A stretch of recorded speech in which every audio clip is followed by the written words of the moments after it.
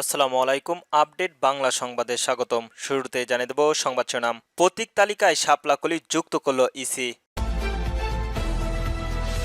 জুলাই সনদে স্বাক্ষরিত কপি বদলেছে বিএনপির প্রসঙ্গে প্রতারণা করা হয়েছে বললেন রিজভী। জুলাই সনদের কিছু দফায় অগোচরে পরিবর্তন করা হয়েছে, মির্জা ফখরুলের অভিযোগ। সর্বশেষ জানিয়ে দেব, জাতীয় নির্বাচনের আগে গণভোট না হলে পুরোপুরি প্রতিক্রিয়ায় প্রশ্নবিদ্ধ হবে। শুনছিলেন সংবাদ শিরোনাম, এবার বিস্তারিত। প্রতীক তালিকায় শাপলা-কলি যুক্ত করল ইসি। নির্বাচন কমিশনের ইসি প্রতীক তালিকায় যুক্ত করা হয়েছে শাপলা-কলি। এই প্রতীকের তালিকায় ১০২ নম্বরে যুক্ত করেছে ইসি। বৃহস্পতিবার ৩০ অক্টোবর নির্বাচন কমিশনারের সচিবালয় থেকে এ সংক্রান্ত প্রজ্ঞাপন জারি করা হয়েছে। প্রজ্ঞাপনে বলা হয়, ১৯৭২ এর সংবিধানের অনুচ্ছেদ ৯৪ এর প্রদত্ত ক্ষমতা বলে নির্বাচন কমিশনার নির্বাচন পরিচালনা বিধিমালা ২০০৮ এর নিম্নোক্ত অধিকতর সংশোধনকলি। এতে আরো বলা হয়, উপরোক্তি বিধিমালা বিধি ৯ এর উপবিধি ১ এর পরিবর্তিতে নিম্নরূপ্ত উপবিধি ১ প্রতিস্থাপিত হইবে। এই বিধির অন্যায়ের বিধান সাপেক্ষে কোন প্রতিবন্ধী প্রার্থীকে অনুচ্ছেদের ২০ দফায় অধীনের স্থগিতকৃত প্রতীক ব্যতীত নিম্নলিখিত প্রতীকগুলোর হইতে প্রাপ্যতা সাপেক্ষে যে কোনো একটি প্রতীক বরাদ্দ করা যাইবে। জুলাই সনদের স্বাক্ষরিত কপি বদলে বিএনপির সঙ্গে প্রতারণা করা হয়েছে বলল রিজভী। জুলাই সনদে বিএনপি স্বাক্ষরিত পৃষ্ঠার বদলে অন্য পৃষ্ঠায় ঢুকানো হয়েছে, এটি দুঃখজনক। মোহাম্মদ ইউনূসের গঠন করা এই কমিশন থেকে একতরফা প্রতারণামূলক কাজ প্রত্যাশিত নয় বলে মন্তব্য করেছেন বিএনপির সিনিয়র যুগ্ম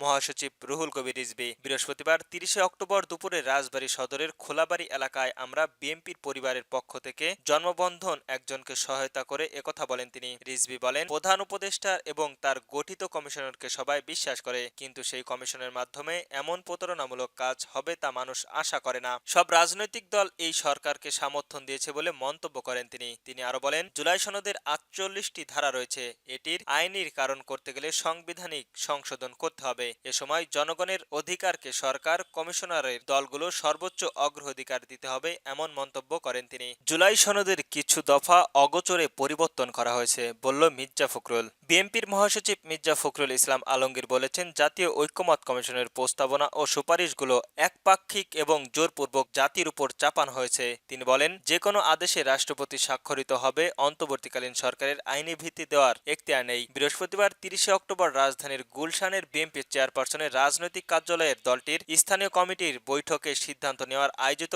এক সংবাদ সম্মেলনে তিনি একথা বলেন। মির্জা ফখরুল বলেন, ঐকমত্য কমিশনের প্রস্তাব এবং সুপারিশের বিদ্যমান হয় দীর্ঘ ১ বছর ব্যাপী সংস্কার কমিশনের জাতীয় ঐকমত্য কমিশনের সঙ্গে রাজনৈতিক দলগুলো সহ দীর্ঘ ধারাবাহিক আলোচনার অধীনে অর্থহীন অর্থ ও সময়ের অপচয়, প্রশোহনমূলক এবং জাতির সঙ্গে প্রতারণা। গণতন্ত্রের রাজনৈতিক দলগুলোর ভিন্ন মত থাকবে, এটাই স্বাভাবিক। তিনি অভিযোগ করেছেন, জাতীয় ঐকমত্য কমিশনের প্রস্তাব ও সুপারিশগুলো একপাক্ষিক এবং জোরপূর্বক জাতির উপর চাপানো হচ্ছে। তিনি বলেন, যেসব দফায় সবই সম্মত হয়েছিল তার মধ্যে কিছু দফাকে অগোচরে পরিবর্তন করা হয়েছে। ফখরুল আরো বলেন, দফা অনুযায়ী প্রস্তাবনাগুলো ২৭০ দিনের মধ্যে সংস্কারীয়ভাবে সংবিধানের অন্তর্ভুক্ত হবে, তা গণতান্ত্রিক মূল্যবোধের বিপরীত। সংবাদ সম্মেলনের বিএনপির স্থায়ী কমিটির সদস্য ডক্টর আব্দুল আল মঈন খান, নজরুল খান, সেলিম রহমান, সালাউদ্দিন আহমেদ সহ হাফিজ উদ্দিন উপস্থিত ছিলেন। জাতীয় নির্বাচনের আগে গণভোট না হলে পুরো প্রতিক্রিয়ায় প্রশ্নবিদ্ধ হবে বললেন জামায়াত ইসলাম। নির্বাচন কমিশনের সঙ্গে বৈঠক শেষে জামায়াত ইসলামের সহকারী সেক্রেটারি জেনারেল মাওলানা আব্দুল হালিম জোর দিয়ে বলেছেন, জুলাই জাতীয় সনদ অনুযায়ী আগামী নভেম্বর মাসের মধ্যেই গণভোটের আয়োজন করতে হবে। জাতীয় নির্বাচনের আগে গণভোট না হলে পুরো নির্বাচন প্রতিক্রিয়ায় প্রশ্নবিদ্ধ হবে বলে তিনি মনে করেন। তিনি বলেন, জাতীয় নির্বাচন ও গণভোট একদিনে হওয়া উচিত নয়, গণভোট নভেম্বর মাসের মধ্যেই শেষ করতে হবে। বৃহস্পতিবার ২৯ অক্টোবর আগরগাঁওয়ের নির্বাচন কমিশনারের ইসির সঙ্গে বৈঠক শেষে সাংবাদিকদের এসব কথা বলেন মাওলানা আব্দুল হালিম। ২৫টি রাজনৈতিক দল মিলে ২ জাতীয় সনদে স্বাক্ষরিত হয়েছে। এই সনদ অনুযায়ী দ্রুত গণভোটের আয়োজন দাবি জানিয়েছে দলটি। তিনি বলেন, বর্তমানে আলোচিত বিষয় হচ্ছে জুলাই জাতীয় সনদ। ২৫টি রাজনৈতিক দল এসে স্বাক্ষর করেছেন, নভেম্বর মাসের মধ্যেই গণভোটের আয়োজন করতে হবে। জাতীয় নির্বাচন আর গণভোট একদিনে নয়, গণভোট নভেম্বর মাসে শেষ করতে হবে। সংসদে সংশোধিত আরপিএম নিয়ে কিছু দলের সংসদীয় আনার দাবি বিপরীতে জামায়াতের আরও হুবহু বহাল রাখার পক্ষে মতামত জানিয়েছেন। আব্দুল হালিম বলেন, সংশোধিত পিআর নিয়ে কোন দল বা সংশোধনে আনতে বলেছেন, আমরা তা বলেছি, আরপিও হুবহু বহাল থাকতে হবে। নির্বাচনের সবার জন্য লেভেল পেয়ারিং ফিল্ডিং নিশ্চিতের উপর গুরুত্ব আরোপ করে জামায়াতের এই নেতা জানান, ৮ দলের এই বৈঠকের সিদ্ধান্ত হয়েছে যে স্মরণলিপি দেওয়ার পর পরিস্থিতি পর্যবেক্ষণ করে আগামী ৩ নভেম্বরের নতুন কর্মসূচি ঘোষণা করা হবে। ইসি তাদের কথা মনোযোগ দিয়ে শুনেছেন এবং দাবিতে বিবেচনার ক্ষেত্রে তাদের ভূমিকার কথা বলেছেন।